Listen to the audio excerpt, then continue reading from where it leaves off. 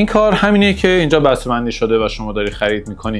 مطمئنا تو خرید ساچمه همیشه شما برنده ای. اما اگه خواسته باشی شمش بخری، چند تا معایب داره و البته مزیت‌هایی هم داره، ولی به نظر شخص خود من با توجه به اینکه برای سرمایه گذاری میخوای محصولی رو انتخاب کنی، حتما ساچمه رو انتخاب کن. چون تو ساچمه شما هر موقع به مبلغی نیاز داشته باشی میتونی هر مقداری از این ساچمه رو بفروشی، هر مقداری که دلت بخواد رو میتونی بفروشی و به اون مبلغی که نیاز داری دست پیدا کنی. اما تو شمش به هیچ عنوان نمیتونی همچین کاری رو انجام بدی.